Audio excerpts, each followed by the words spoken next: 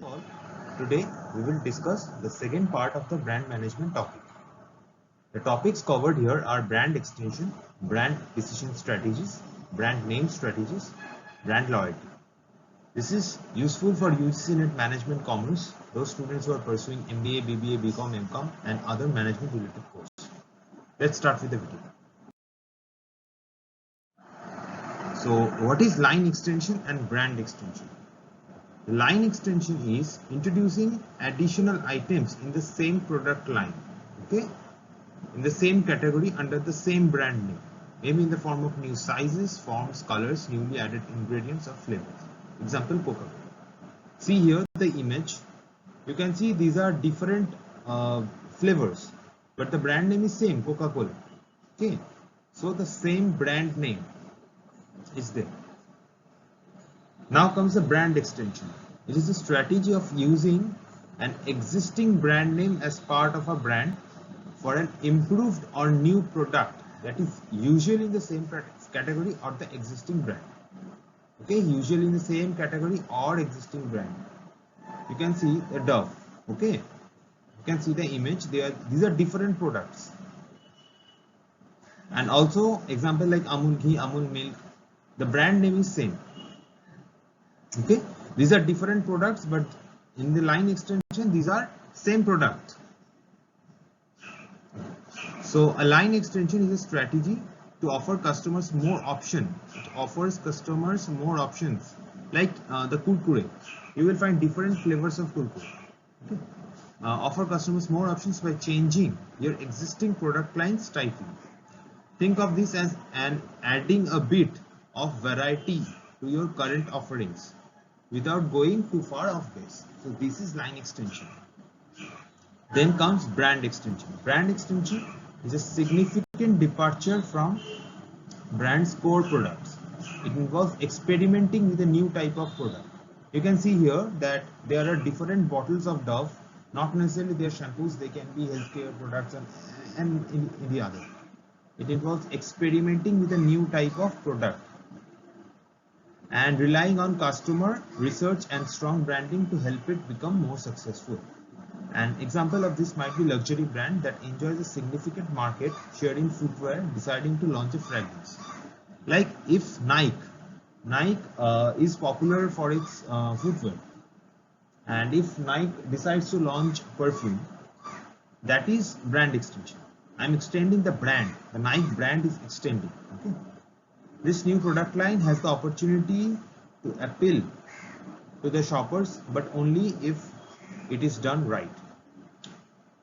See the example here, 9. Okay. So this is about line extension and brand extension. We will cover brand extension in detail. So we have defined brand extension earlier. Now we will go into the types. So the brand extension to other items in the same product line. So that is same brand name is given to the product of same category, that is in the same line. Okay, like Sunrise is a coffee brand in India. Okay, the brand name was extended to other offers from the company like Sunrise Premium, Sunrise Extra Coffee. If you know the brand Britannia Muddy, Britannia 50/50. Okay, so that is the brand extension to other items in the same product line. Now the brand extension to items in the related product line. Here the brand name is extended to the product of same category but serve different purpose. Like Maggi is a brand, but there is Maggi noodle, Maggi ketchup, Maggi soup. So they serve different purposes, but the brand name is same. Now the brand third is the brand extension to items in an unrelated product line. Like Tata has brands in steel, automobile and salt.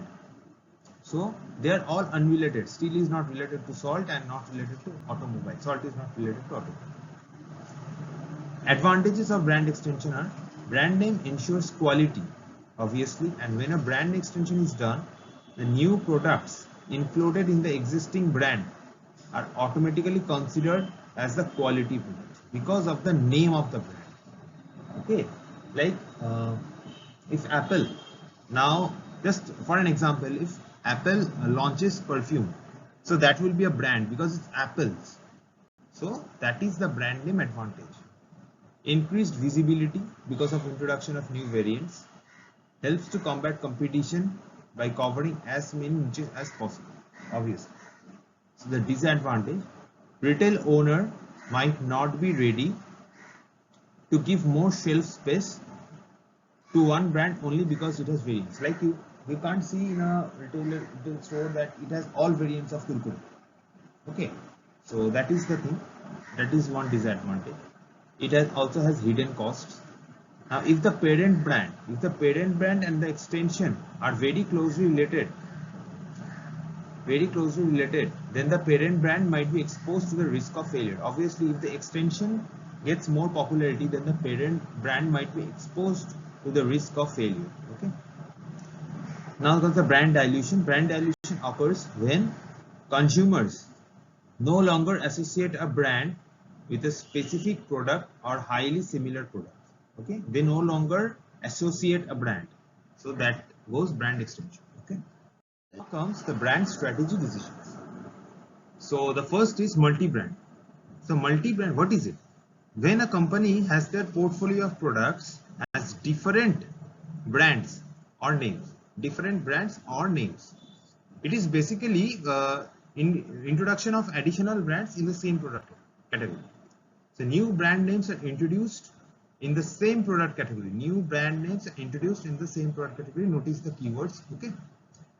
In order to establish different features or appeal to different buying motives. So it is the introduction of additional brands in the same product category. For example, Nestle. Nestle has coffee, Nestle has KitKat, Nestle has Nespresso. So that is a multi-brand strategy. Nestle has a multi-brand strategy. It includes different brands like KitKat and Nespresso. Now comes the overall family branding. It is a strategy of giving all of a company's products the same name or part of them. With this strategy, promotion of one item with family brand promotes the firm's other products. Then comes line family branding. This is when an organization uses family branding only for products within a particular line rather than for all of its products. Okay, only for a particular line, not all products. Remember that. That is line family branding. This includes line. That means the same brand is used for all products within a line, but not for all products in different lines. Okay, same line. For example, Intel has Pentium 1234 series of high-end chips and Celeron series of low-end chips. The line is the chips. This is the same line it is following. The high-end chips and low-end chips. Okay, that is the family branding only for products within a particular line. Next comes individual brands. Strategy of using different brand name for each product. This allows an organization to develop products for different segments of the same product market. So that is different name for each product. Like each product is given a separate, unrelated name and can be aimed at a specific segment.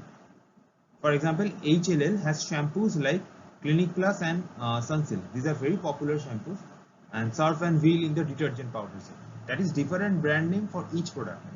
The product is shampoo, but brand names are different, like Clinic Plus and Sunsilk. Then comes brand licensing. Companies may allow some organization to use its trademark for their operations under some conditions. These are mainly franchise networks like Domino's, Pizza, Mio Amore. That is brand licensing. Then comes co-brands or dual brands. Brands bearing two or more well-known brand names are introduced. Each brand sponsor expects that the other brand name will strengthen preference or purchase intention. Each brand thinks that this brand will strengthen their name, and that brand also thinks that this cooperating with this brand will increase their value. For example, Domino's Pizza and Coca-Cola, and Gillette shaving cream and aftershave lotion. They put their ads together sometimes. Volvo advertises that it uses Michelin trials. So new brands. When an organization manufactures a product in a new category, it is sometimes difficult to use its existing brand name. So it is unlikely for Apple to introduce bathing soaps obviously, with a brand name if it considers to get into manufacturing of soaps. So that is new brand. It will give a new name. Therefore, read the definition again. When an organization manufactures a product in a new category, it is sometimes difficult to use its existing brand. So we all got the brand strategy decision. Next comes brand name decision. Individual name. Every brand has its own name. Every brand has its own name. The major advantage is that the company does not relate itself or its name and reputation to the product, and hence in case of product failure the company's image will not be tarnished. So here the brand has its own name and it's a clever strategy so that if the product fails the company's name will not be tarnished. Example, P&G follows the same strategy for its shampoo like Head and Shoulder, Pantene and Rejoice, detergents like Ariel and Tide. So if one product like if Tide fails, so Ariel will be there. So that is a major advantage, that the company does not relate itself or its name and reputation to the product, and hence in case of product failure the company's image will not be tarnished. So the P&G image will not be tarnished, the company's name will not be tarnished. Then comes the blanket family or umbrella brand or pillar brand names. When the group of product is given the same brand name, such as a type of branding is called family branding. For example, Johnson & Johnson is another family brand name. Okay, it sells many of its baby care products like Johnson's baby powder, Johnson's baby soap, etc. using the umbrella brand name or the family brand name of the Johnsons. Now the separate family or house names. A separate family name is chosen. So a separate family name is chosen for each product family. When the organization is into different business, it is better to use different brand names. In different businesses, it is better to use different brand names. Read the highlighted text. For example, Tata has developed a different brand name for its business like Telco, Tisco, TCS. Okay. Now company trade name with individual product names. It involves combining the company's trade name with their different products. The company name legitimizes and the individual name individualizes the product. Like Amul is a common name for ice cream. There is Amul ice cream, Amul milk, Amul butter. Okay, so that is the combining the company's trade name with different products. Godrej too is the company, and the different products like Godrej Log, Godrej Almiras, and Godrej refrigerators. Britannia such as Britannia Mary, Britannia Bread, and Britannia 50. Now comes the brand loyalty. Brand loyalty is the emotionally charged decision of a consumer, for purchasing a particular brand again and again, because they're connected with the brand, they are psychologically bonded with the brand because they think this is the best. That is the perception that the particular brand has the qualities that will meet their expectations. So they remain loyal with that particular brand. There are different types of brand loyalty, like attitudinal loyalty. It can be defined as the customer's attitude, loyal or disloyal type behaviors towards the object of interest. Measures of attitudinal loyalty includes intention to engage in positive word of mouth. Word of mouth means if you like a product, then you will tell your friends that this is the best. That is the word of mouth. That is whispered. That is silent marketing. Behavioral loyalty. A satisfied customer tends to be more loyal to a brand over time than a customer whose purchase is caused by other reasons such as time restriction and information deficits. Next comes the hardcore loyalty. These are the customers who buy the same brand over and over again and a strong brand advocates, that they will not buy from any other brands. This is their most preferred brand. Then comes split loyalty. It is the type of brand loyalty where customers have a strong product preference and are loyal to 2 or 3 companies or brands only. So a customer can be loyal to both Nike and Reebok. Shifting loyalty. These are those customers who keep moving from one brand to another. Like if you are liking Pizza Hut more today, but after a few months you like Domino's Pizza more. That is shifting loyalty. Now comes switchers. Switchers is the type of brand loyalty where customers are not loyal towards any brand. That is, They want only the product that is functional, that will meet their expectation. They simply look for the cheapest or the best or the most effective product irrespective of the brand or company. So this is a Deacon versus model of loyalty. This is not that much important, but just go through it. This is the attitudinal strength, that is repeat patronage. It means repeat purchase also. So high attitude and high purchase, it means true loyalty. Low attitude, low purchase, that is no loyalty. Okay, just go through it. And the brand loyalty factors, these are self-explanatory, like customer psychology, product quality. Obviously, if our quality is not good, we will not buy another product from that particular brand. Brand image, perceived value, switching cost, availability and service. Perceived value, customer psychology are the points like you check the Amazon reviews when you try to buy a new product. So these are the brand loyalty factors. Okay. I have given my email ID in the description box. Feel free to contact if you want some videos on some specific topics, or you want the slides, etc. So like and subscribe if you wish to, and do leave a comment if possible. So I have added a quote: ability is what you are capable of doing, motivation determines what you do, and attitude determines how well you do it.